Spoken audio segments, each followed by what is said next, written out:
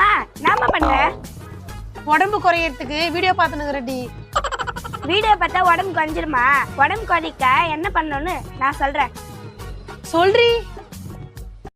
Number 1, non veg சாப்பிடக்கூடாது. Non veg சாப்பிட கூடாதா?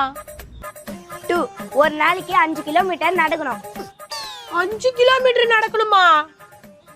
3, காலையில 2 இட்லி, மதியானம் கொஞ்சம் சாப்பாடு, நைட்டுக்கு 2 சப்பாத்தி. இது மட்டும் தான் சாப்பிடணும்.